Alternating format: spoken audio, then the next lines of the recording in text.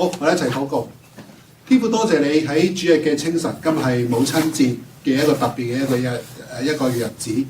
我哋多謝你俾母親喺我哋嘅生命嘅當中，讓我哋能夠真係享受到上帝愛在人間呢一種嘅信息。我哋亦都求你繼續嘅嚟到祝福天下嘅母親，讓佢哋有身體嘅健康，佢哋能夠有幸福喺當中裏邊嚟到去照顧整個嘅家庭，亦都帶領教養佢哋嘅兒女能夠成長。我哋多謝你賜下母親，亦都多謝你俾我哋今日喺早上嘅時候有一個學習神話語嘅時間。求你開啟我哋嘅心靈，將我哋一切都交喺你嘅手裏邊，幫助我哋能夠明白聖經，亦都能夠認識真理，繼續嘅嚟到喺神嘅教會裏邊嚟到侍奉，嚟到喺呢個世界嘅裏邊為你作見證，為你嚟到去打美好嘅仗。我哋求你恩待以下嘅時間，恭敬交託仰望，奉耶穌嘅名字祈求。好啦，咁咧就我會好準時開始，因為咧就今日講嘅內容都比較頗多。若果大家即係因為我係一個好慣常、好準時開始嘅人，無論有幾多人都好啦。我試過有一次有經驗咧，就係咧去一個查經班裏邊咧，得一個人啫。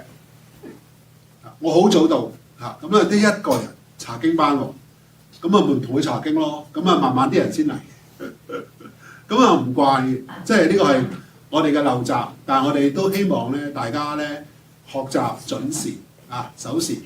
咁以前返學嘅時候咧，我嘅訓導主任咧，佢就企咗喺門口度。通常啲訓導主任多數企喺學校門口度啦。咁咧就遲到喎。你知我住喺嗰時咧，就係我返學咧喺元朗返學嘅，我就喺深井搭車入到去元朗度讀書，讀中學。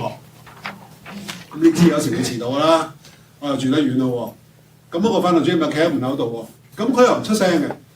佢就叫我行埋去塊鏡嗰度，望下自己先，因為你跑翻去噶嘛，咁咪肯定係身水身汗啊，同埋咧有時啲衫都係唔係即係整理得好好啦，因為要跑啊嘛，喐動會大啦。咁於是會點樣咧？佢就嗰塊鏡嗰度咧寫住4個字嘅啫，三省吾身。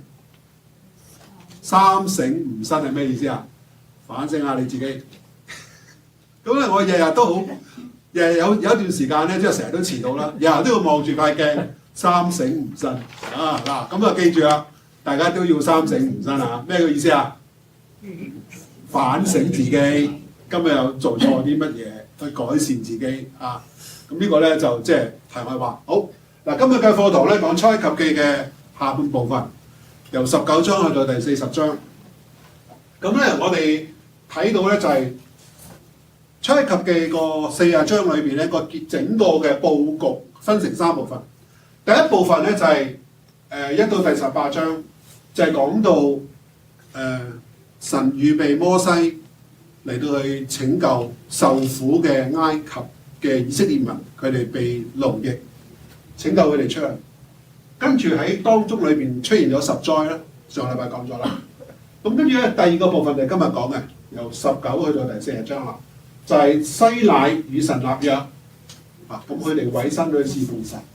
跟住咧25到40章嘅時候咧，就係建造會幕聖所，會幕嗱大家好陌生，會幕係乜嘢嚟嘅咧咁嗱？但係咧，如果你冇會幕嘅概念嘅時候咧，你讀到所羅門建造聖殿嘅時候咧，聖殿嘅藍圖就係根據會幕嚟到去所做。咁所以咧，一定咧要了解會幕同聖殿嘅關係。咁同埋咧，會幕有啲乜嘢預表？會幕有啲乜嘢特別嘅地方？好啦，嗱，3個部分大家熟悉啦。上個禮拜咧，我哋就講到咧，應該就係講到過咗紅海之後一部分嘅東西。咁咧就大家翻去睇筆記啦。我簡略嘅嚟到去講少少東西，大家咧要記得。咁咧，上個禮拜咧就講到逾越節啦。逾越節嘅時候個重點就係殺長子，而逾越節嘅羔羊咧就係耶穌基督代替我哋嚟到受死。嗰個係一個象徵嘅意義。而逾越節嘅設立咧，就因為十災裏邊，而以色列人咧，佢世世代代咧都紀念逾越節上帝嘅拯救作為。好啦，咁跟住咧過紅海之後有啲咩事出現咧？咁嗱過咗紅海，大家都知啦，嗰段嘢我哋都唔需要再多講。就摩西同埋米利暗，摩西作咗首讚美嘅一首嘅詩歌啦，米利暗就帶動啲婦女嚟到去歌頌上帝施行咗一個偉大，即係歌頌神嚟到去有偉大嘅拯救啦。咁跟住咧往西乃呢一段路咧，由15章去到第18章裏邊咧，有啲特別嘅事件嘅，咁我就唔詳細多講啦。不過咧，希望大家記得，就呢幾段嘅事件咧，就係神使到馬拉嘅苦水變甜。百姓亦都因為出埃及嘅人口太多啊，估計過百萬，咁你要諗下食物係一個好緊要嘅因素。當時因為食物嘅缺乏而引發到怨言，於是上帝咧又降咩啊嗎哪俾佢哋做食物。咁跟住咧，另外亦都定咗一個嘅日子喎，就係佢哋執拾嗎哪嘅時候咧，安息日嗰日咧要執雙份。嗱，以至到咧定咗安息日嗰個好重要嗰個日子出現啦。咁跟住咧，佢哋冇水飲咯。摩西就擊打磐石出水，以至到佢能夠解決佢哋有水渴。佢哋第17章咯，磐石出水啦。咁跟住咧，喺呢一度裏邊咧，亦都出現咗一場嘅戰役。呢場嘅戰役咧，就係打敗亞瑪力人。嗱，亞瑪力人咧係一個好強悍嘅民族，係佢哋嘅攔路虎。佢哋要進入曠野，但係首先要經過亞瑪力人呢一關。但係佢哋點樣去戰勝亞瑪力人咧？嗱，你唔好忘記，都係當時佢哋咧，即係雖然佢有啲好大隻、好勇武，不過問題就係佢哋有好多婦孺。佢哋要面對咁大群人嘅時候，佢哋靠啲乜嘢嚟到得勝咧？就係靠禱告。當摩西舉起手禱告嘅時候，佢哋就打勝，但係摩西軟弱落嚟嘅時候，隻手攰啦，跟住咧就點啊？打敗，即係節敗退咯。咁佢哋於是點樣咧？就揾個石頭托住摩西隻手，就打勝仗啦。後來呢個咧一個好特別嘅一個嘅戰役，咁咧就亦都稱為咧耶和華尼西，耶和華尼西。佢哋咁樣嚟到將神有個別嘅名，一個嘅勝利。好啦，去到第18章嘅時候咧，18章咧就係摩西要面對好多繁重嘅事務大小都要經佢。但係佢嘅外父葉忒羅咧就話俾佢聽，你可以分派人去將呢啲工作嚟到減省嘅，去立一啲嘅百夫長、千夫長嚟到去處理唔同嘅事務。變咗咧，呢個咧就成為好多管理學裏邊第18章管理學，甚至乎教會行政嘅管理一個嘅階務分工，以至到咧上帝嘅工作咧唔係話集中喺一個人嘅手裏邊，係將佢完全嘅嚟到去不同嘅人，佢有恩賜才幹嚟到去分工，以至配合達到嗰個果效。管治嘅果效。好啦，嗱呢度你睇到由出紅海裏邊咧15、16、17、18呢一段裏邊咧，其實就可以用幾個嘅説話嚟到解釋晒㗎啦。就係往西乃15到第18章嗰度，個重點係往西乃山。好啦，我哋今日咧就繼續講我哋嘅課堂咯。喺個章題裏邊咧。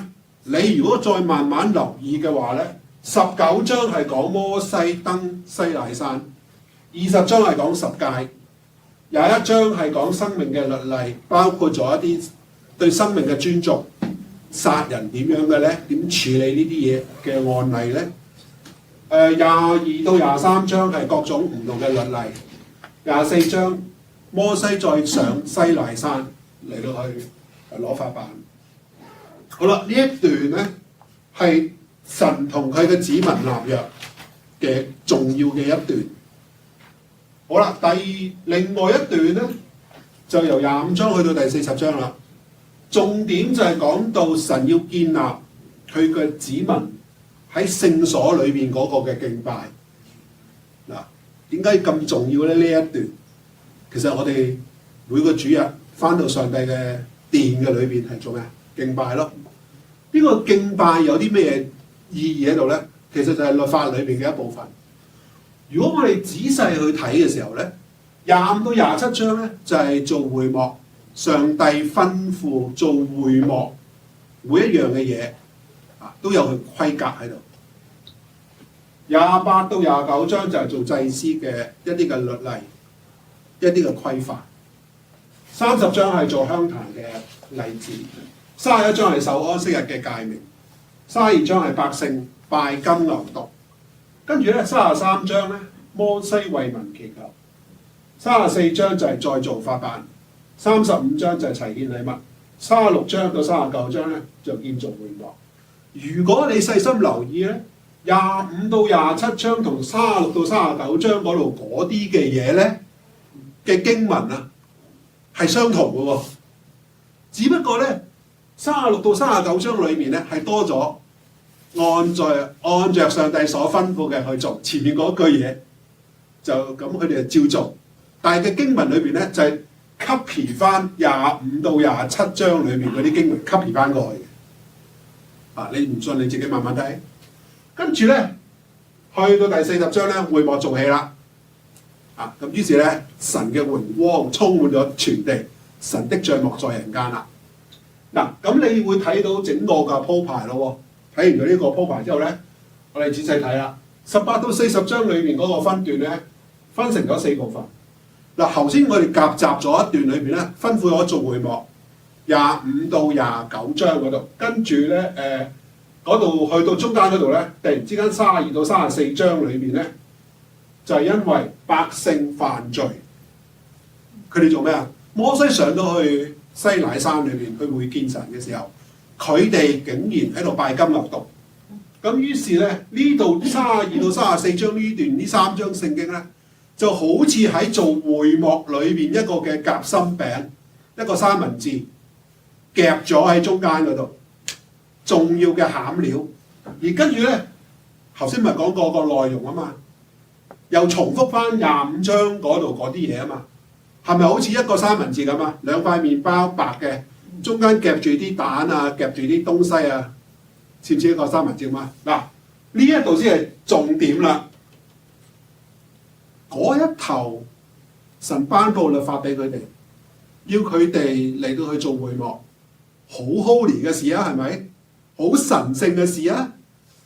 但係竟然佢哋犯罪喎，犯罪之餘咧，甚至乎神好惱怒喎。即係有乜理由一個咁嘅民族，上帝咁愛佢哋，救佢哋，俾晒啲嘢啦，你哋要守啲乜嘢啦，你哋要做啲乜嘢啊？好啦，但係中間裏邊32去到第34章裏邊咧，竟然佢哋犯罪拜金牛，隨從迦南嘅風俗。咁跟住後來即係上帝寬恕佢哋，再重新同佢哋立約，而跟住佢哋做會幕。咁其實呢一個好特別嘅鋪排嘅，其實係一個重點嘅信息，大家要留意。好，呢個就係佢寫作個結構，用呢個結構嘅角度嚟到同大家嚟到去分享。好啦，再睇翻喺整個嘅出埃及記裏邊咧，我哋認識到呢一個嘅神究竟係一個點樣嘅神咧？上一堂我就冇講到呢一點嘅。咁我喺呢一堂裏邊咧，我好想補充翻俾你睇下，我哋所認識嘅神，或者喺你嘅心目中裏邊，我哋所認識嘅上帝係一個點樣嘅上帝？但係如果你仔細去睇出埃及記嘅時候，你就會認識到呢個耶和華究竟係一個點樣嘅神。首先第一點，神嘅名字，神佢自己自我啟示，佢話：我係自有永有嘅 ，I am who I am。上帝上一堂講過啦，上帝佢啟示佢自己係自有永有嘅。3章第14節。另外第二點咧，神自我啟示佢係神，藉住耶和華嘅使者，即係其實上帝自己另一個身份，用一個耶和華嘅使者。14章第19節，3章2節，荊棘裏嘅火焰，同摩西嚟到直接對話。24章1到3節，3章11節，嗱，用咗咁嘅一個嚟到去自我啟示佢自己咧，嚟到去啟示佢自己喎。嗱，佢同人去直接對話喎。好啦，呢個咧好緊要嘅。嗱，第三點，啟示嘅內容有啲咩嘢啟示嘅內容咧？佢話俾人聽，佢係一個自有永有嘅神，係以色列嘅看顧者，亦都係審判者，亦都係一個拯救者。嗱，審判者可以用乜嘢嚟到去睇到佢係一個審判者咧？佢同埃及嘅諸神透過10災嚟到去有個好大嘅對比，能夠分別得到邊個究竟係真神。好啦，拯救者亦都可以睇到透過過紅海上帝嘅拯救，甚至乎上帝預備摩西拯救佢嘅百姓。嗱，佢亦都係一個超越人嘅神，又同喺西乃山裏邊同民嚟到立約，還有就係佢亦都設立咗一啲敬拜嘅禮儀。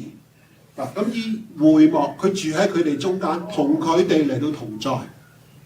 咁大嘅安慰同埋咁大嘅一個象徵保護喎。咁亦都預表咗耶穌將來徹底嗰個嘅安息。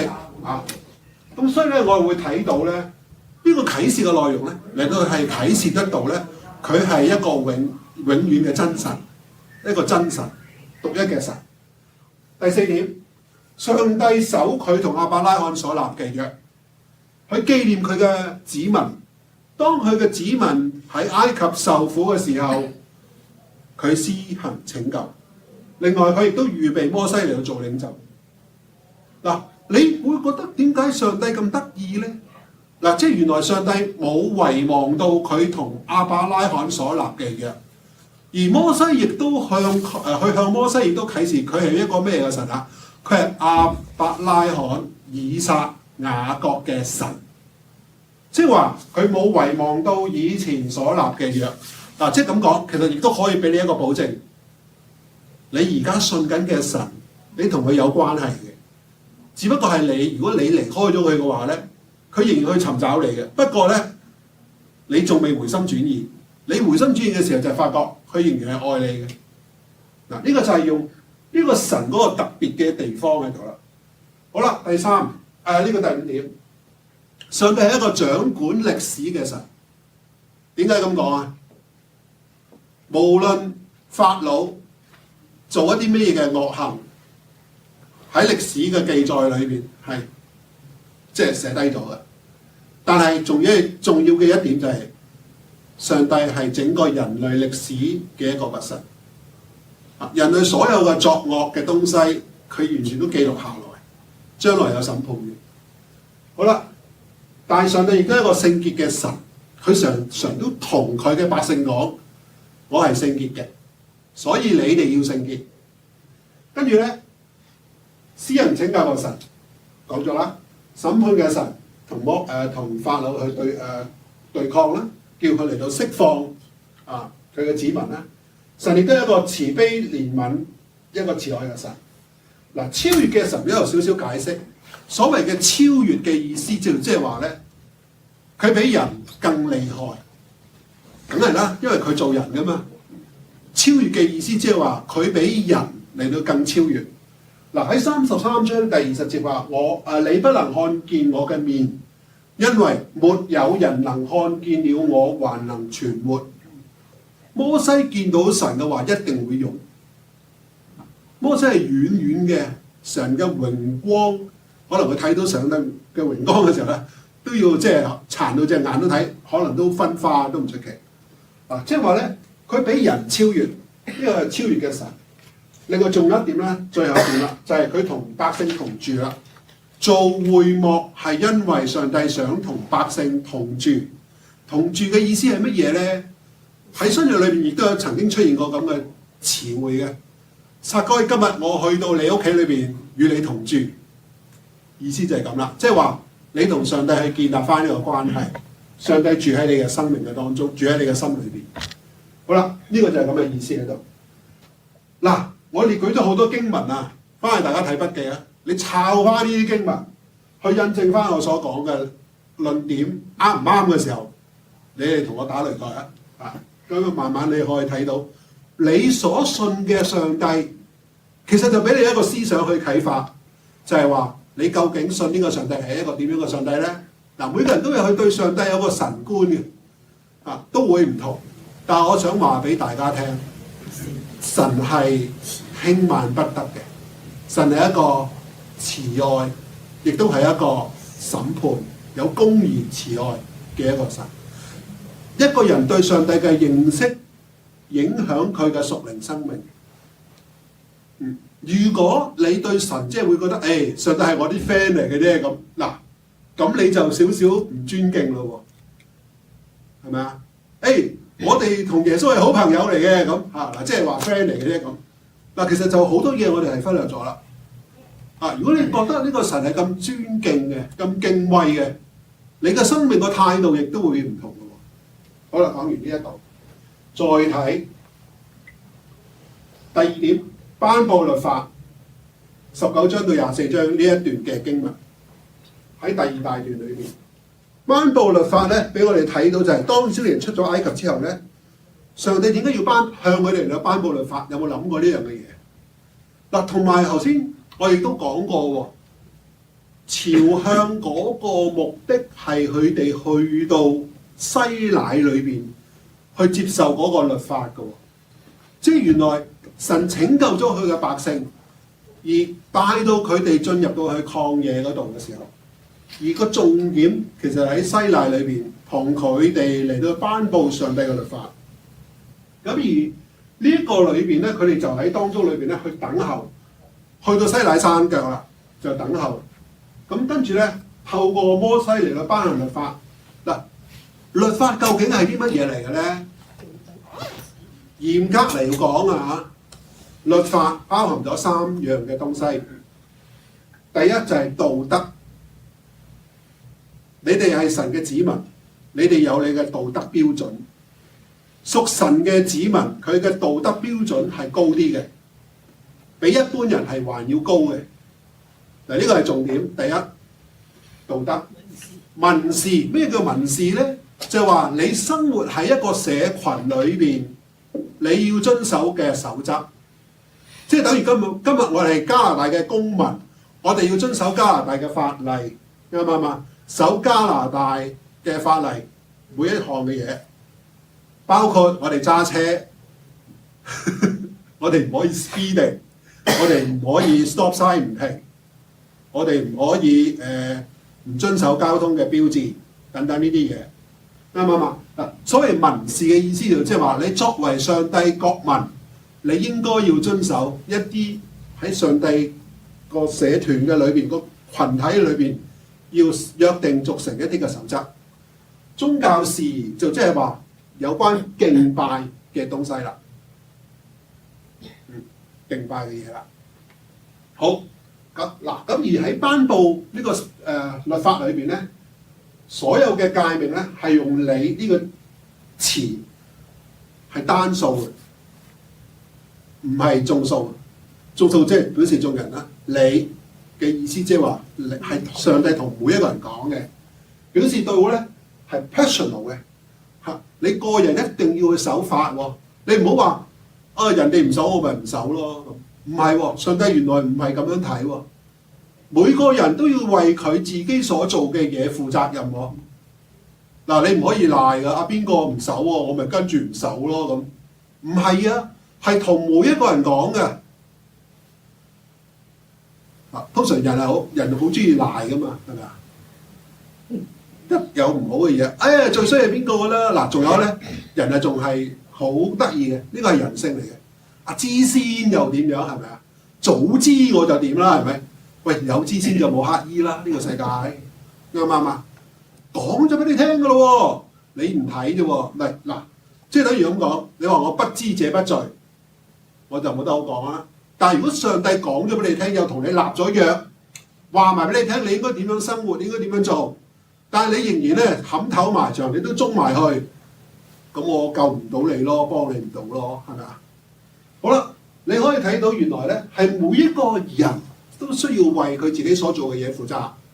另外一樣嘢就係律法係對神嘅子民一個生活嘅指示，反映緊耶和華嘅公義與聖潔。而神嘅典章律法就係要教導選民點樣啊？人與神之間嘅關係，人與人之間嘅關係。如果你同神嘅關係唔好嘅話咧，你同人嘅關係一定都係唔好噶啦。呢個自然嘅。你可唔可以話我同人好 friend 啊？但係我原來唔愛神嘅，咁即係呢個假噶啦，偽善嘅人嚟噶啦，係咪？即係話我哋可以睇到，原來呢個律法裏邊咧，嗰個涵蓋面係好闊噶噃。再提啦，立約，佢點解要同你立約啊？特別我哋要睇翻彼得前書2章9節，一齊打開聖經好唔好？我好想讀呢段經文嗱，因為呢段經文咧，同頭先我哋喺出埃及記嗰度裏面咧，第19章裏面咧係近似添喎。好，19章嘅彼得前書2章9節啊，好，一齊讀啦，等等啊。好，我哋一齊讀好嘛？2章9節，唯有你們是被揀選的族類，是有君尊的祭司，是聖潔的國度，是屬神子民，要叫你們宣揚那召你們出黑暗入奇妙光明者的美德。嗱，呢度咧就同出埃及記嘅第19章嗰度咧嗰節嘅經文咧好近似喎，一樣添，差唔多。即係原來咧，你係被上帝所呼召出嚟嘅，你哋係特別嘅，要成為祭司，同埋咧要成為一個聖潔嘅子民。嗱，呢個咧係上帝同我哋嗰個嘅關係，而我哋自己嘅身份係點啊？上帝原來喺呢個世界裏邊特別呼召我哋係特別嘅一群，同呢個世界有分別嘅，係有唔同嘅。我哋嘅人生觀、我哋嘅價值觀、我哋所有嘅嘢都係唔同嘅。即係話，如果你信咗耶穌之後咧，同以前冇乜分別嘅話咧，咁你就認真考慮你嘅信仰咯。你信咗耶穌之後咧，你嘅生命係有啲唔同嘅，生命會改變。你行事為人對好多嘢會有改變。若果冇改變嘅話咧，係會點啊？即係表示你有啲嘢仍然執着咗，你仍然未達到呢個 level 聖潔嘅子民。好啦，做國民嘅標準咯。第二點有3方面，有誡命、典章、律例。頭先我講過律法有3部分啊嘛，就係呢3部分啦。誡命就係10誡，道德律。20到24章裏面係典章，就係民律、民事嘅一啲嘅律例。跟住咧敬拜嘅律例，就即係咧宗教律。嗱，所以咧留意誡命、典章、律例係有分別嘅，呢3個嘅詞，但係佢哋3個 combine 埋一齊咧，就等於律法。重複一次，誡命、典章、律例等於律法。但係誡命裏邊分成咗3樣嘅分成咗一啲嘅東西，我哋要了解，要知道。道德律，道德律係10誡裏邊嗰個一個標準。典章係民事嘅律例，由20章去到去到24章，出埃及嘅嚇，即係話活喺一個群體裏邊，我哋要遵守嘅一啲嘅規範。律例係宗教律，所謂嘅宗教律就係由我哋敬拜嘅生活嗰度嘅裏邊，點解要上帝要我哋去敬拜佢啊？點解要佢會做會幕啊？點解要對祭司有咁唔同嘅要求啊？就由25到30章啦。好啦，呢3組律成為咗律法，亦都咧可以咁講。我哋如果讀新約嘅時候咧，有天國嘅憲章，或者叫稱之為登山寶訓。喺馬太福音嘅第5到第7章咧，再強調到呢一個天國裏邊嗰個憲章。咁你會睇翻原來天國嘅憲章同呢一個嘅出埃及記裏邊嗰個嘅10誡啊嗰啲嘅律咧有相通嘅地方嘅喎。咁係互相嚟到去呼應嘅。大家明唔明呢個先？呢個概念啊，律法其實廣義而言分成3部分：誡命、典章、律例。唔係淨係十誡嘅 ，OK？ 但係十誡只係一個道德律，喺呢一個出埃及記裏邊俾我哋睇到嘅信息。大家記得咯喎，好。咁你會問啦，做乜上帝要俾律法我哋嘅？其實係指出咗神係聖潔，佢要我哋成為一個聖潔之民。頭先彼得前書2章9節我哋讀咗啦，亦都要我哋嚟到尊重神、敬畏上帝。敬畏呢個字咧好特別嘅，中國人個翻譯咧，我覺得好精警。英文咧就好簡單嘅啫，英文叫 fear， 恐懼上帝 ，F-E-A-R。但係中文嘅翻譯咧就係敬畏喎。點解叫敬畏啊？又要尊敬佢，又要畏懼佢，明唔明我意思啊？尊敬喎，但係所謂敬畏上帝係咩意思啊？要尊敬之餘，另外仲要畏懼佢喎，係咪啊？但係我哋人有冇畏懼上帝咧？我哋揞住，我哋犯罪嘅時候，當上帝冇到，係咪啊？呢個就好簡單，即係好特別啦。好啦，另外第 2.5 啦，當上帝頒布誡命嘅時候，佢係好嚴肅嘅，唔係輕鬆嘅，唔係同你講笑嘅嗱。求其不可有別嘅神啊！你哋唔好亂咁有別嘅神啊，唔係咁啊，係好嚴厲嘅。嚴肅嘅、謹慎嘅，唔係同你講笑嘅 ，serious 嘅。百姓要點啊？要潔淨自己，先至領受誡命。即係話，上帝如果俾一啲律法你嚟到遵守嘅時候，首先你要自潔先。乜嘢啊？呢啲咧，一追討佢啲上帝，如果要追討你嘅犯啲咩罪嘅時候咧，就不得了啦。好啦，第二點咧就係摩西喺西奈山裏邊咧領受10誡，神亦都定咗各種唔同嘅律法，佢哋要遵守呢啲嘅律法，咁同埋各種唔同嘅律例。你哋守呢啲嘅律例嘅話咧，係得福嘅，得福嘅。起碼最重要一點，你會維繫咗好多嘅嘢，有關係嘅人與人之間嘅關係。另外咧，啱啱我慢慢再講。百姓都願意遵守誡命，於是咧，摩西將血灑喺佢哋嘅身上，作為咗立約嘅證據。咁而咧，呢個咧就即係話神同你立約，佢哋灑咗啲血喺佢哋嘅身上裏邊咧，呢個約就生效啦。咁咧，另外事後咧，亦都摩西再度上西奈山，喺山上裏邊40晝夜。好，咁你會問下律法係咩先？我先講咗啦。嗱。讀到新約嘅時候咧，耶穌講過一句説話，佢話我嚟咧唔係要廢掉律法，重點嘅係佢要成全律法。呢邊坐啦，呢邊有位，係呢度啦。好啦，嗱，記住喎，得救唔係靠律法得救，我哋得救係靠咩得救啊？靠耶穌。咁你會問？點解上帝又要喺舊約裏邊出埃及記搞咁多嘢，要整啲律法喺度？係咪好直接？係咪你會好直接咁樣問一個問題先？嗱，我問過呢個問題㗎，我有答案。個答案就係話俾我哋聽。嗱，我列舉咗啲唔同嘅經文。嗱，耶穌喺舊約嘅時候未出現啊嘛。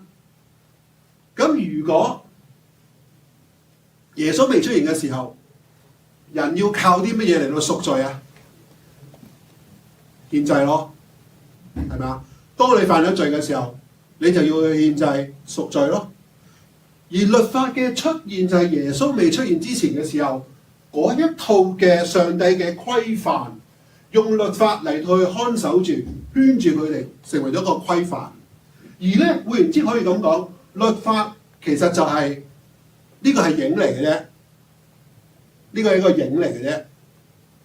真實嘅出現係乜嘢啊？新約耶穌嘅出現，啱唔啱啊？嗱，睇幾段經文，加拉太書3章第19節，律法是為犯過犯天上的，等候那應許嘅子孫來到。所謂應許嘅子孫來到係咩意思啊？即係耶穌。羅馬書7章12節，律法係聖潔嘅，誡命也是聖潔、公義、良善的。嗱，律法冇錯嘅，律法係一套規範，但係呢啲嘅規範唔影響到你得救。你哋唔係靠律法得救，係靠耶穌得救。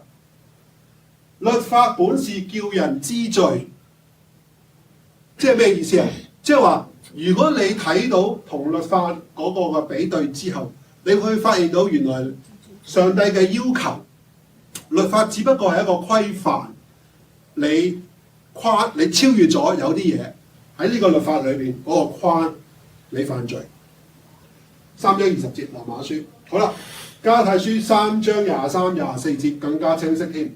但這因信得救嘅你，還未來以先，我們被看守在律法之下，直圈到那將來嘅真道顯明出來。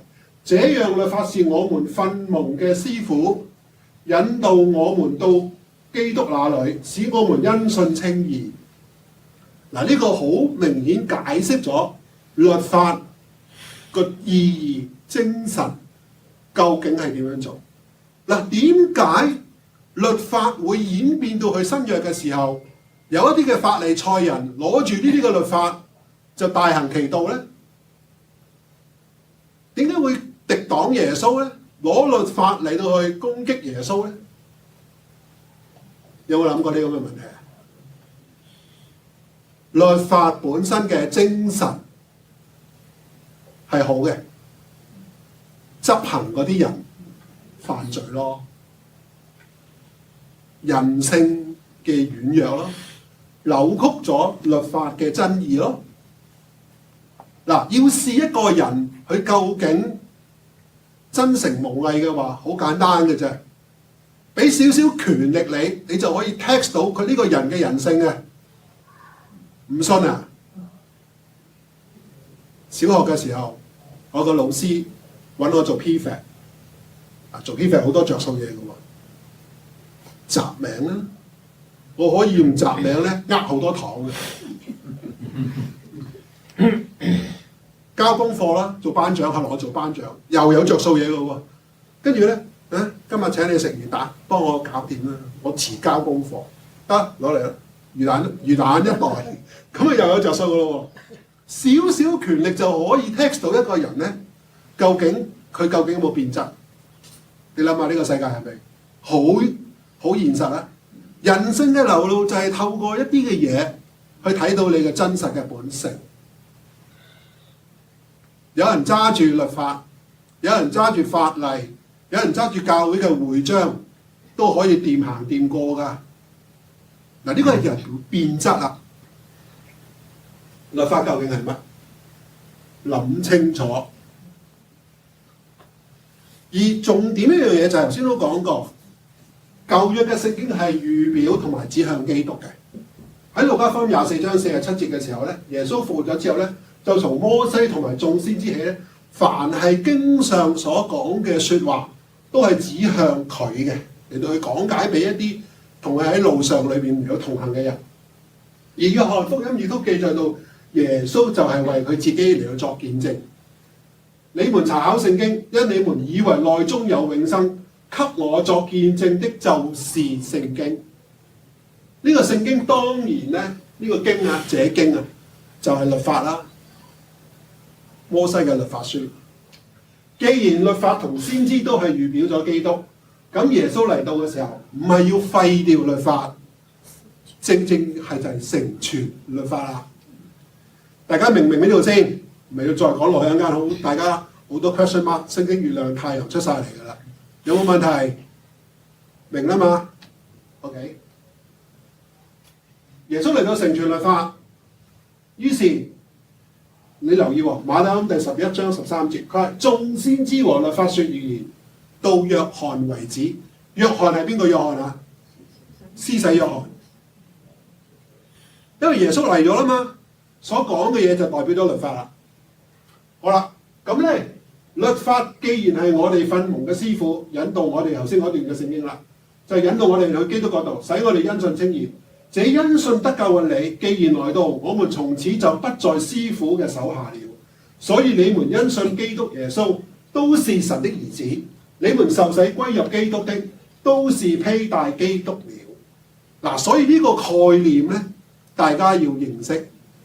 我諗好耐冇聽過呢樣嘢嗬，有冇聽過？有冇人同你講解過呢樣嘢？沒有，有冇先？對於呢種嘅觀念嗱，我冇歪曲到㗎，全部聖經講㗎。希望你認識嗱，我會覺得今日嘅教會裏邊咧，好多人曲解咗律法，亦都唔明律法係乜嗱，所以咧透過今日嘅教導咧，我好想強調俾你明白到律法嘅真義究竟係乜。好啦，律法包含咗3方面，頭先講過啦，就係道德律、民事律、宗教律，唔多講。另外咧，所要求係乜嘢咧？就係要我哋要聖潔啊，我哋要敬畏上帝。而咧十誡係其中一項嘅立約，係一種關係，代表咗反映緊神嘅屬性，表達出神對佢嘅子民嘅要求，同埋同佢所建立嘅關係。好啦，講十誡啦喎，十誡識唔識背？十誡點樣劃分？唔識。背十誡咧，我哋嗰時有細路仔咧，一誡到十誡咧，背到滾瓜爛熟啦。第一誡，除咗我以外，不可有別嘅神；第二誡，不可雕刻或跪拜偶像；第三誡，不可妄稱神嘅名；第四誡，當守安息日。我冇睇㗎，背俾你聽嘅頭先。嗱，咁跟住咧，原來你可以簡單個精義咧，就係中間嗰度啦。不可有別嘅神係單單信靠神，不可拜偶像係乜嘢咧？你哋要敬拜上帝，唔可以敬拜上帝以外嗰啲東西。嗱，咁有啲人咧信耶穌唔緊要，我拜多個關帝咁啊，得唔得？不可有別嘅神啊嘛，你唔可以為自己去雕刻偶像噶喎。嗱，咁咧不可妄稱神嘅名咧，就唔可以攞神嘅名咧就挾天子以令諸侯，明解嗎？安息日就係當安息日嘅時候，要嚟親近上帝。好啦，個總綱係咩咧？人與神嘅關係、信仰嘅根基，就係要盡心、盡性、盡意、盡力愛上帝啦。呢個就係頭4誡嘅精義。後6誡，人與人之間嘅關係。我背俾你睇啦。當孝敬父母，不可殺人，不可奸人，不可偷盜，不可作假見證陷害人，不可貪戀別人所有的，做晒啦。意思就係話孝敬父母就係對父母當有嘅尊榮。嗱，今日母親節識做啦，大家尊重人嘅生命，不可殺人，不可奸淫係婚姻嘅神聖，對婚姻嘅尊重。不可偷盜係個人所有嘅權嘅肯定。即係話，上帝如果俾咗一啲嘅財物你作為你嘅財物，其實你係一個管家去管理呢啲財物。跟住不可作假見證陷害人，即係話咧喺言語上、説話上唔可以嚟到去誣蔑人哋或者去詆毀人哋。做假見證陷害人嘅意思係咩咧？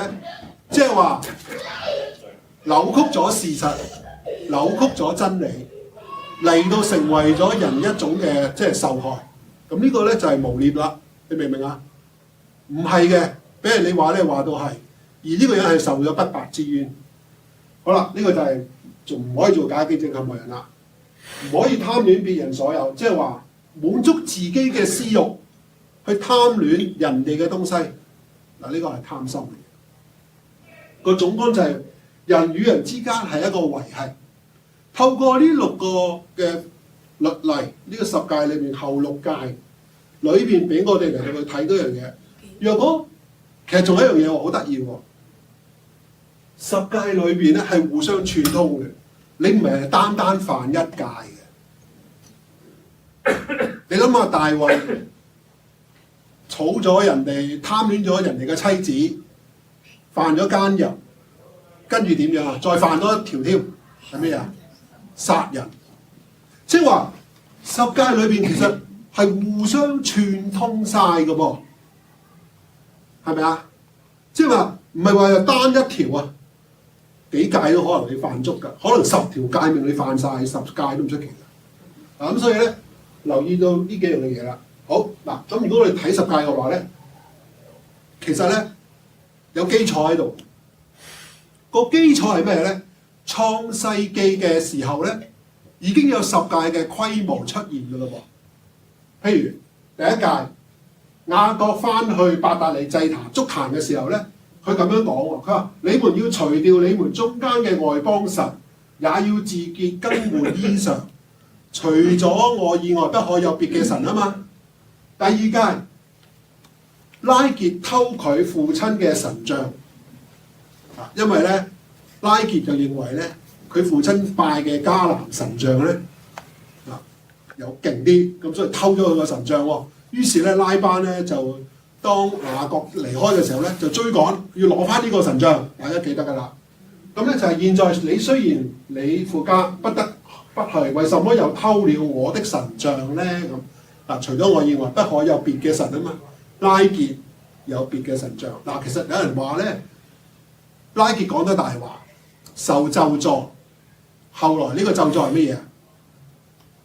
佢講大話就話即係你睇翻啦，佢個咒詛就係當佢生產嘅時候難產死去，其實同呢件事有關啦。好，第3誡，以撒嘅僕人起誓咁咧就當以撒為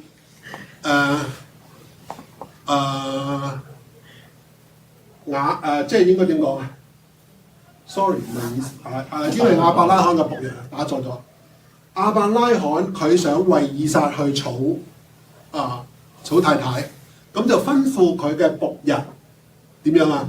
個僕人就係你千祈咧要揾翻唔好係迦南嘅女子咁咧你要叫你指着耶和華天地嘅主起誓亞伯拉罕嘅僕人起誓應該係好啦。跟住第4誡，神賜福俾第7日。咁呢個創造嘅時候，6日嘅創造，第7日就休息啦。呢個都唔多講啦。創世記2章3節。第5誡喺創世記嘅時候咧，我哋會睇到以掃想念佢父親嘅生死，咁樣講喎，為我父親居喪嘅日子近了。嗱，佢原本咧即係想即時殺死雅各嘅喎，不過諗到如果佢哋兄弟不和嘅話咧，佢父親就會好心痛欲絕嘅咯喎。於是咧，即係咗個祝福之後咧，就憤憤不平，諗到呢一樣嘢嗱。咁所以咧，當孝敬父母喎。第6誡，不可殺人啦。該隱殺咗亞伯之後，係咪啊？第一單殺人事件啦。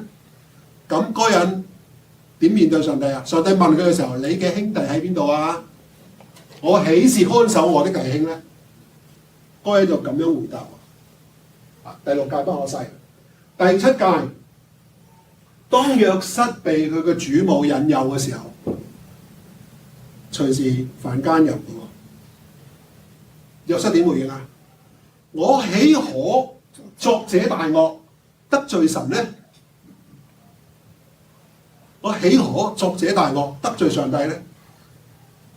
約瑟被主母引誘嘅時候，就係講咗呢一番説話，掉低件衫跟住出咗嚟。第8誡，約瑟試探佢啲兄弟，這不是我主人飲酒嘅杯，豈不是他占卜用的嗎？你們這樣行是作惡了。試探佢嘅兄弟啦，偷佢即係假借話佢哋偷咗佢個杯啦。第9誡，你所帶到我這裏嘅那希伯來僕人要戲弄我，我放聲喊起來，就把衣裳丟在我這裏，跑出去了。就係約瑟被主母引誘嘅時候，而主母誣告不可作假見證啊嘛，陷害人啊嘛，係咪啊？咁而家佢個主母為咗想甩身，誣告約瑟，約瑟因此咁樣下監獄。第10誡，亞伯拉罕稱佢個太太撒萊係佢個妹，記唔記得呢件事啊？啱唔啱啊？因為埃及王想攞佢個太太做妻子，所以咧，你這向我做的是什麼事咧？為什麼沒有告訴我她是你的妻子？呢一單嘢嗱，十誡如果你睇翻成個嘅故事喺創世記嘅時候出現晒㗎啦，只不過創世記裏邊冇將十誡列舉，但係到出埃及嘅時候咧，出埃及記裏邊咧，如果有人問十誡嘅基礎喺邊度咧，個 fundamental 咧喺邊度咧？頭先我所列舉嘅經文啊，嗱呢個咧我以前都唔知嘅，係我讀書嘅時候，我老師話俾我聽嘅，所以咧我同你分享，希望你哋第日有人咁問你嘅話咧，你記得創世記已經有㗎啦，係咪啊？見面長成啊，聖經奇唔奇妙啊？得唔得意啊？有唔有趣啊？有趣的，好，再繼續。十誡嘅結構係顯示信仰嘅實踐先後次序，先指向神，再指向人，先論點樣對神，再論點樣對人。都頭先我講過啦，若果你同神嘅關係唔好嘅時候，你人與人之間嘅關係一定唔好嘅。十誡係第四嗰度啦，十誡擬定咗約嘅範疇以外嘅，人犯咗誡命，不單係行惡，乃係破壞咗神同人之間嘅約。呢個點？十誡係神嘅道德律法，係神親口宣佈嘅，親手刻喺石板上嘅，放喺約櫃裏面，係永存不廢嘅。咁你話十誡都可以作為做人嘅道理嘅，咁係喎，啱唔啱啊？係一個借鏡。好啦，咁啊十誡喺新約裏邊點樣稱呼咧？咁羅馬書嗰度咧就稱為神嘅律法。加拉太書咧就稱為基督嘅律法，雅各書咧就稱為咧全備使人自由嘅律法，而雅各書2章8節更加話至尊嘅律法添。嗱，係屬靈嘅，係使人知罪嘅，係勉勵人成聖嘅，係審判嘅標準。嗱，咁所以咧十誡緊記咯，背咗佢啦，我下個禮拜考你哋啊嚇。好啦，第二個範疇，民事律嘅內容，生活嘅規章。21章1節裏邊咧，去到23章啦，包括咗啲乜嘢咧？民事之間裏邊，即係話呢啲嘢係屬於民事嘅律例，包括咗希伯來奴僕嘅對待，即係主僕嘅關係。用今日嘅角度咧，有人 apply 咧就係老細同伙計嘅關係。好啦，人身傷害嘅賠償啊，要賠㗎，撞到人都要賠啦，係咪？你架車撞到人要賠償，你隻牛撞到人咧？隻牛都有事喎，你知唔知啊？你睇翻啦，好得意㗎，聖經。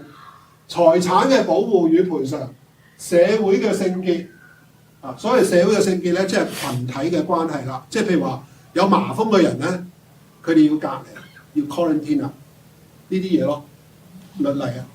啊，你如果容讓呢個麻風嘅人喺埋一度嘅時候咧，全棚人都全部惹晒大麻風㗎咯喎，知唔知啊？所以要隔離。呢個係社會嘅聖潔。另外咧就係社群生活嘅公義啦，安息日嘅同埋節期嘅生活啦，神保護同埋警告啦。嗱，其實係好有趣嘅。不過我嗰陣時咧就喺另外一間教會咧就教咗2季嘅出埃及記。今日2堂啫，你話幾精咧？係咪？好啦，嗱呢度咧其實好多嘢可以討論嘅。不過咧時間關係我哋唔討論啦。我只係列舉咗個標題，大家翻嚟慢慢睇經文啦。好啦，咁建造會幕啦喎，做會幕啦係另外一段嘅重點嘅東西。做會幕係上帝嘅心意喎，頭先講咗啦。咁當中裏邊咧包括咗做會幕嘅設計，用啲咩材料、祭壇同埋其他用嘅一啲嘅細則，仲有咧就係呢個院有幾大嘅尺寸，祭司嘅服飾。同埋咧祭司嘅要求等等，呢個係神嘅心意。第二點，祭司嘅制度同埋事奉嘅確立。咁咧做祭司係邊個族系？12支派裏邊，唔係雅各12個仔邊一個？利未啦，冇錯。12支派我講過俾大家聽係點樣點樣定啊？12支派冇約瑟支派嘅喎，約瑟有兩個仔，一個仔以法蓮、瑪拿西，啱唔啱啊？當利未被分別出嚟做咗祭司嘅族系之後咧，12支派咧就由約瑟嗰兩個仔分咗，同樣都係12支派就冇約瑟支派嘅，我記住冇俾人笑啊！咁就以法蓮、瑪拿西啦。咁呢個咧祭司嘅制度咧就係上帝所設立嘅。咁而咧我哋會睇到咧就係神應許佢哋佢會同佢哋嚟到同在。神亦都設立安息日係一個特別嘅紀念日。好啦，立祭司咯，4.3。祭司裏邊咧，凡係利未人，佢嘅族系都可以成為祭司。利未人仲有一個特點啊，就係咧利未人要同翻利未人通婚。原本啊，上帝嘅要求，同埋咧利未人唔可以娶寡婦、妓女、被休嘅婦人為妻，要保持住一種嘅聖潔。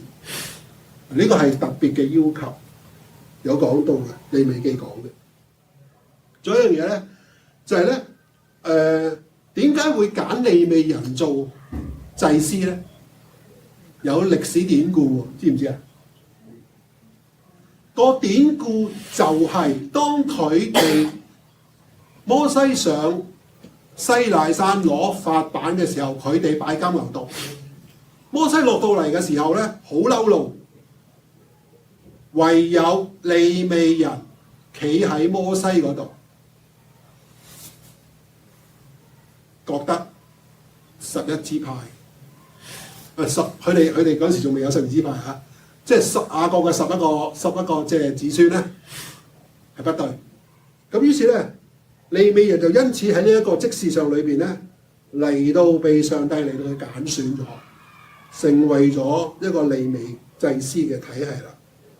咁呢段經文咧，你可以嚟到去睇翻咧，就喺32章嗰度，出埃及記嘅32章有記載到噶啦。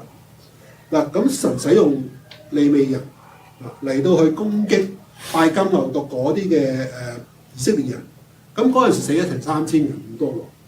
咁而咧，即係利未人咧，世代之後咧就要分別為聖，為上帝嚟到服侍啦。好啦，咁跟住咧25到第30章咧，神咧又講及到佢點樣嚟到去指示做會幕個模式喎。好啦，咁會幕嘅模式係點樣嘅咧？咁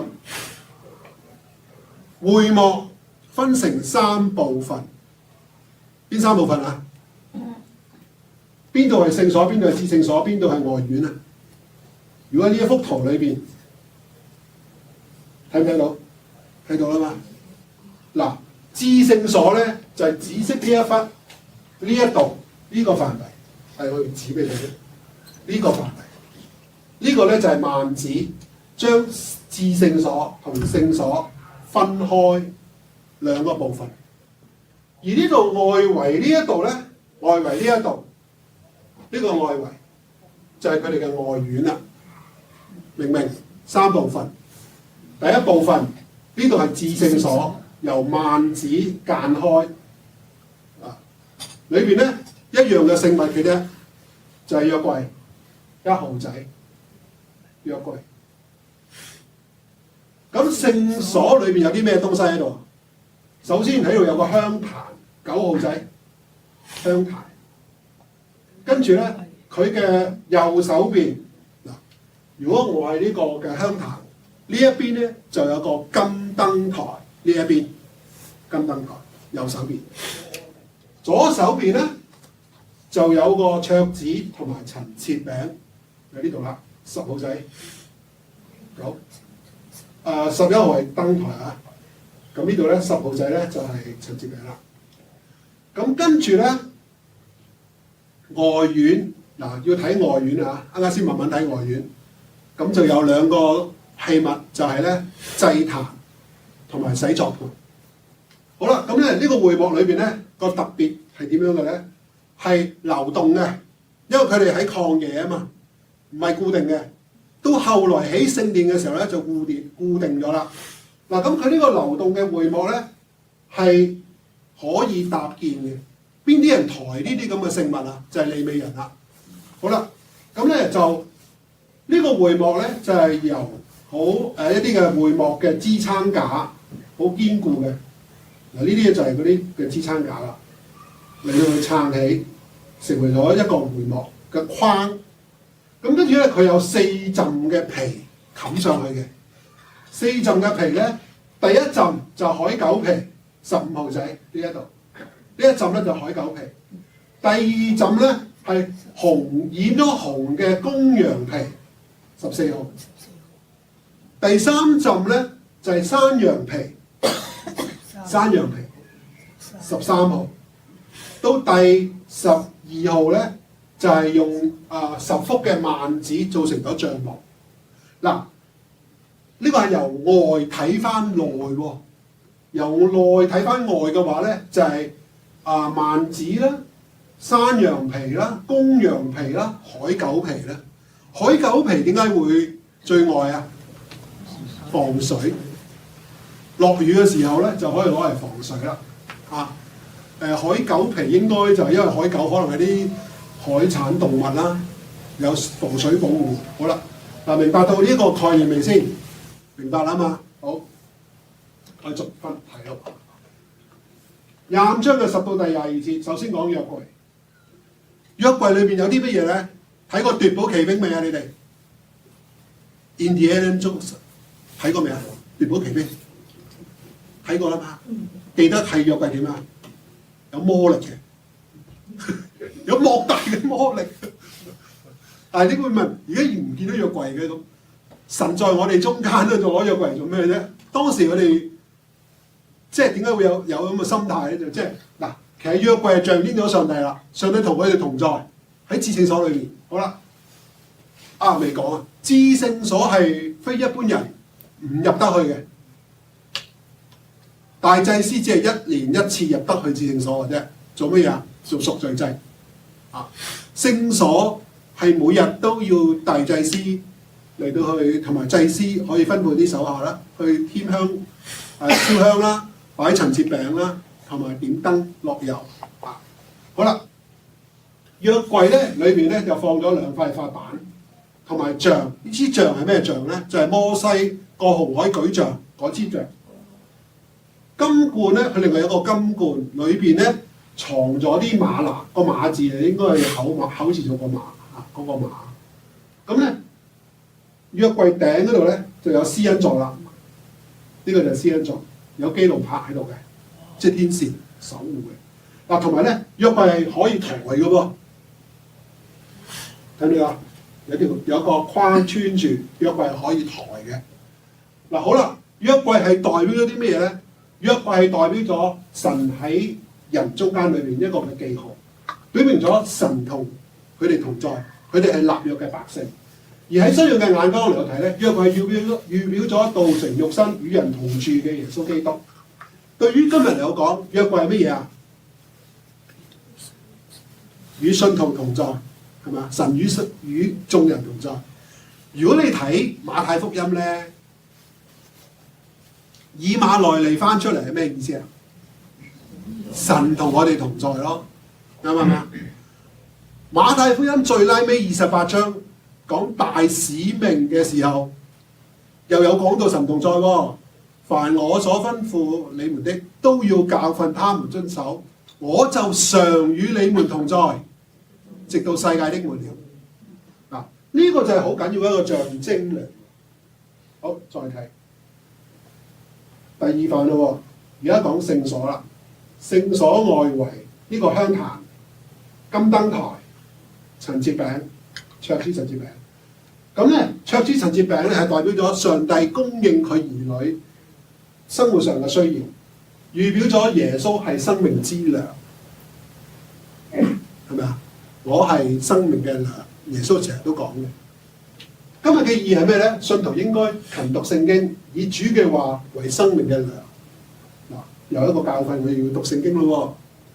金燈台，金燈台喺呢一度。燈台係會幕裏邊照明嘅器具，因為會幕裏邊咧好黑嘅，唯獨係有金燈台喺度咧照亮嘅啫。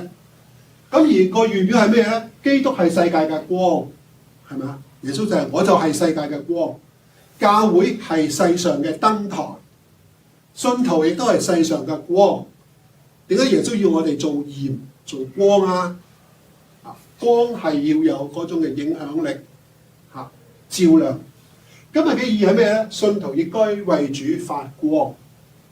好啦，幔子啦，頭先講過幔子將至聖所同埋聖所間開。咁咧26章裏邊咧就將嗰個嘅譬如話最外圍嘅海狗皮啊、公牛皮啊、山羊皮啊、帳幕啊嚟到去睇到成個會幕嗰個嘅結構，咁另外咧有聖幕嘅支架啦，支撐4層嘅皮布啦，另外就係幔子將聖所同至聖所嚟到分隔。咁我哋會知道呢一度啦。好啦，咁咧幔子另外一樣嘢咧就係話咧，至聖所頭先都講過啦，大祭司1年1次進到至聖所。咁咧你估其實大祭司入至聖所驚唔驚咧？梗係驚啦！神是輕慢不得的噶嘛？你知唔知喺大祭司嘅服飾裏邊咧，佢有個啷啷嘅喎？知唔知啊？當你行路嘅時候，咪有啷啷啊？入到去聖所嘅時候，做嘢嘅時候，咪有啷啷，即係表示你用存活啊嘛？你知唔知啊？但係咧，原來咧話埋俾大家聽，大祭司隻腳裏面綁住一條繩嘅，即係若果佢有咩不潔啊，想俾上帝擊殺咗嘅時候咧。佢就會死喺至聖所嗰度，因為佢犯咗罪。佢哋點樣拖條屍出嚟啊？就係拉條繩拉翻出嚟，佢哋唔入得去噶嘛？你知唔知啊？好嚴謹噶喎，至聖所唔係非一般人入去噶喎。好啦，但係喺新約嘅時候咧，耶穌為我哋嘅罪死喺十字架上咧，當佢斷氣嘅時候，點樣啊？幔子裂開，表示咗乜嘢啊？即係話。呢個係神嘅地方，呢個係人嘅地方，即係耶穌喺中間裏邊咧，將神同人之間嘅關係打通咗，一個傳播力嘅象徵，明白嗎？嗱，幔子裂開咧係好緊要嘅，有首歌咧叫《大祭司打開幔子的左格》，聽過未啊？大祭司嗰首歌有嘅啊。好啦，咁啊頭先嗰啲嘅嘢講晒啦。嗱，呢個係表示到呢個路開咗出嚟咯喎。外院啊講，嗱外院裏邊咧，呢個咧就係祭壇，銅嘅燒嘅銅壇。呢個咧就洗作盤，即係洗手盤。好啦，銅壇嘅作為獻祭，預表咗基督為人類嘅罪受審判。而今日嘅嘢咧，當接受呢個主嘅救贖，獻上自己為活祭。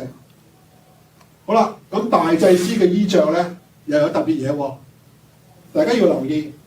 sorry，Alan 唔好意思，撳得快嗰頭，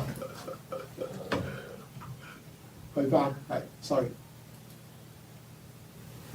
我去到第5節啦，去到第5啊。大祭司嗰度。大祭司。呀，我撳啦，好快。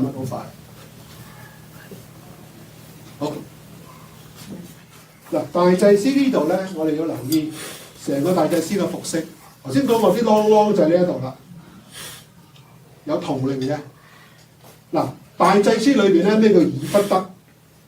呢個只係一個譯音嚟嘅啫，其實係啲服飾嘅布料，用唔同嘅顏色嘅線咧、線紗咧織成一個叫以弗得，係一個布料嚟嘅。咁咧。所謂以弗得嘅外袍咧，嗱睇唔睇到啊？以弗得嘅外袍喺28章31到35節，佢下邊有啷啷啦，即係話呢一個外袍，呢一個內袍係邊一件咧？就係白色呢一度啦，白色突咗出嚟嗰一個就係內袍啦。呢個咧就外袍，咁呢個咧就叫做胸袋。嗱，呢度有2條帶係由以弗得織成嘅，咁另外咧就有個胸袋。個胸袋咧個大祭司咧就孭住一個嘅牌。呢個牌咧有12粒寶石，12粒寶石，胸袋孭住一個牌，咩嚟㗎？12粒寶石代表咗咩嘢啊？12支牌。跟住咧，佢仲有一個叫烏靈同埋土明，呢度冇啊嚇。烏靈同埋土明咧係攞嚟做咩㗎？占卜，即係話咧喺呢一度裏邊咧孭住咗一個嘅烏靈土明。咁咧土明咧即係類似嗰啲叫咩啊？聖杯裏邊嗰啲掉，即係中國人都有嘅，去問卜咧啊嚟到去調，即係尋問神嘅心意啊，就烏靈同埋土明。好啦，咁呢度咧，另外有一個嘅內袍咧，呢、這個就內袍啦。嗱，呢個叫禮冠，嗱、這、呢個禮冠咧就係頭巾嚟嘅。咁呢度咧個頂嗰度咧有一塊牌。呢塊牌咧就刻咗歸耶和華為聖一塊嘅金牌呢一度。好啦，跟住腰帶，做咩有腰帶啊？咁如果你唔呢度綁腰帶嘅話咧，咪裙拉褲甩咯，鬆散咯。好啦，嗱、這、呢個就係大祭司嘅服飾啦，明唔明？明啦嘛？呢個咧係上帝嘅要求喎，佢哋咁樣做喎，唔係你求其着件嘢就入走去至聖所喎，唔得嘅喎。啊，好啦，祭司有咩職事咧？咁會幕嘅事工就係燒香點燈、放陳設餅獻祭；個人嘅事工就係檢驗一啲不潔嘅人啦、教導律法啦、負責眾人一般屬靈嘅事務、祝福同埋審判。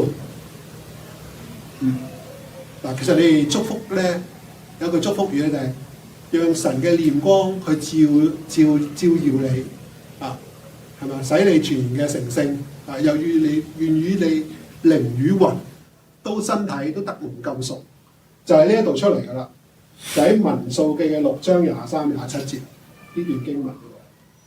審判嘅意思就係咩咧？當佢哋有訴訟嘅時候，大祭司或者係祭司，佢可以做一個審判者。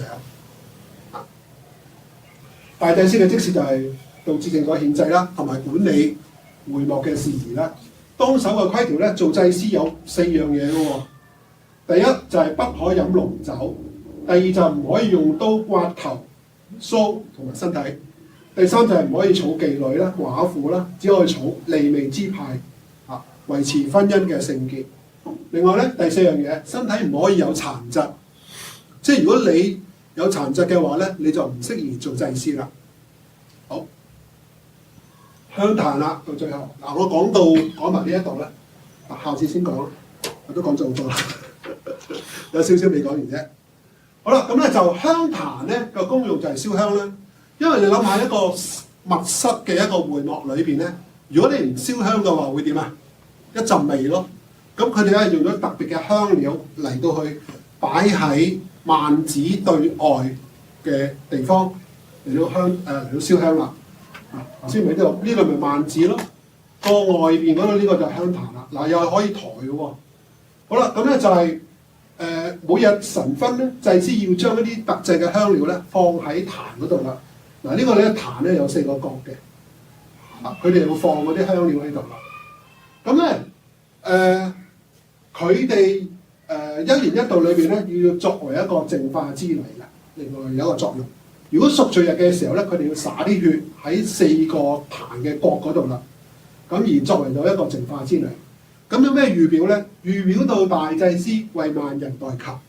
另外咧，用今日嘅角度嚟講咧，信徒當常嘅與上帝有靈交，為人代求。好啦，到最後洗濯盤啦。洗濯盤咧就喺外院裏邊，呢個叫做洗濯盤，攞嚟做咩啊？沖涼，你估真係咁大個盤嚇嗱？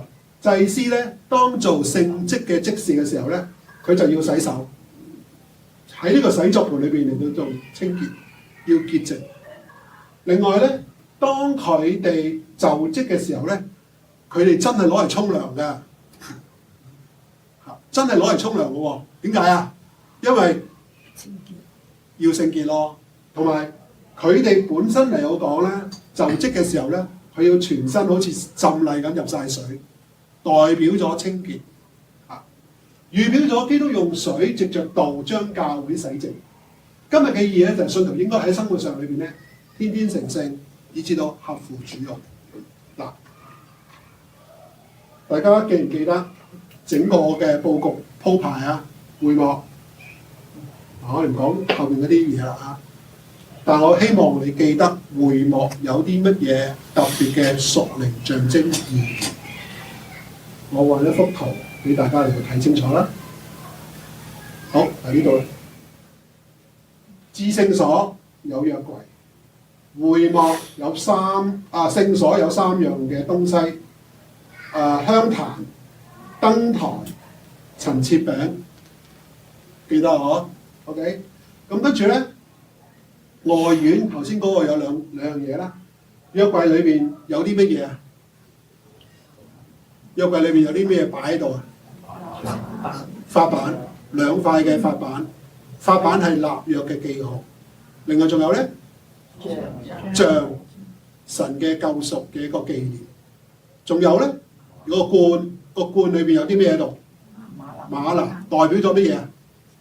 神嘅供應 ，OK， 好啦，外院裏邊嗰個好重要嘅東西啦，都知啦。好，祭司有咩要求？大祭司呢一度呢塊板係代表咗12支派，頭頂裏邊係要歸耶和華為聖，另外分成咗。外袍、內袍、外袍，呢個胸袋，胸袋裏邊孭住土靈同埋烏靈同埋土明，係咪啊？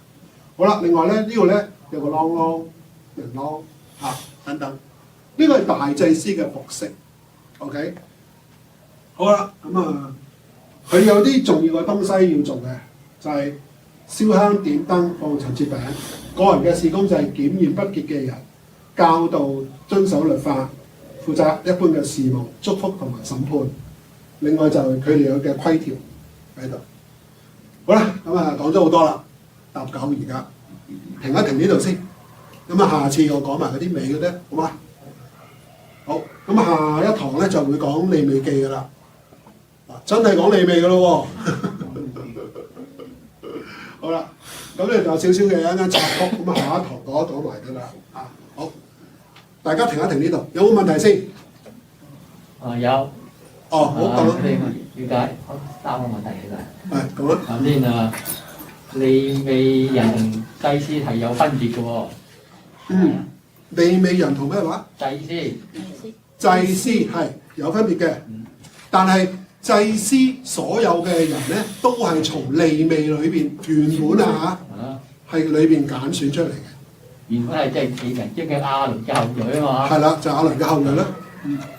大祭司亞倫嘅後裔，但係亞倫係屬於利未支派。係啊。如果你唔係利未支派嘅話咧，你就俾人 DQ 噶啦，即係你唔 disqualify 噶啦。啱啊，係啊。祭司一定係利未人，但利未唔一定係祭司。係，冇錯。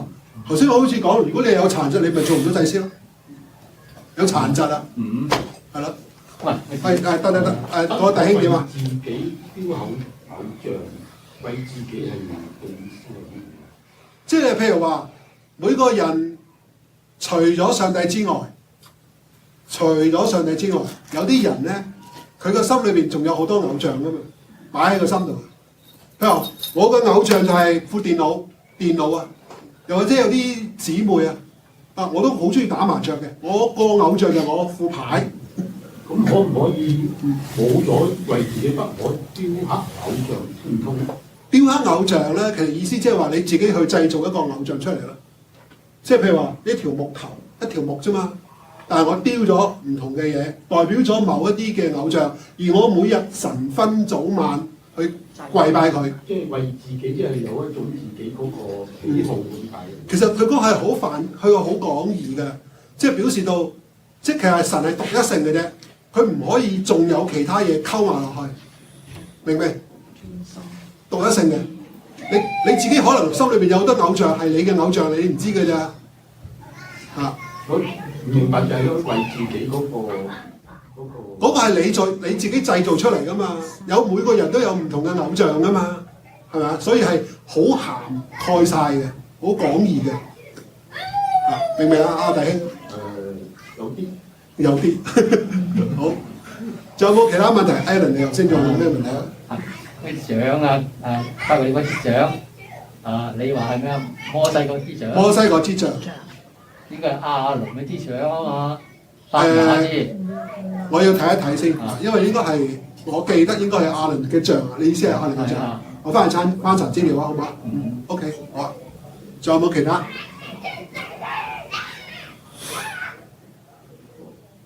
可能我講錯都唔出奇㗎，不過唔緊要啊。資料太多，有時我都會記錯㗎嚇。希望講得準啦嚇。好嗱，冇問題嘅話咧，大家記得嗰個概念，同埋咧記得會幕嘅重要性，對佢係有意思喺度。但係我哋好多時候咧，我哋好多時候就係唔會讀出埃及記咧，唔睇會幕嘅，淨係讀十誡，讀完十誡就冇嘢睇㗎啦。嗱，所以咧引致到咧利未記會覺得好苦悶啊！嗱，咁所以咧下一堂咧唔會苦悶嘅，我同大家講係好精彩嘅嚇。好，有冇其他問題添？冇啦嘛，好唔好一齊禱告？天父上帝，多謝你俾我哋能夠真係喺當中裏面彼此嘅學習，又能夠一齊嘅嚟到去將上帝嘅説話嚟到去分享。我哋求你引導我哋，帶領我哋能夠認識你更多，明白你係一個點樣嘅神。有你透過律法俾我哋能夠知道，我哋要做一個聖潔嘅子民。又讓呢啲嘅説話都能夠成為我哋生命嘅幫助。點樣嚟到係行事為人，能夠與我哋所蒙嘅恩嚟到相稱。多謝你透過課堂嘅説話，俾我哋能夠學習到十誡，又有會幕當中裏面好多屬靈寶貴嘅功課。求你藉著呢啲嘅説話提醒我哋，更加我哋要愛你，更加嘅愛神、愛人、愛教會。多謝你嘅説話，亦都人所講嘅有限，亦都求你親自嘅嚟到補足，做感動教導嘅工作。我哋獻上禱告，求你垂聽，奉耶穌嘅名字祈求，阿門。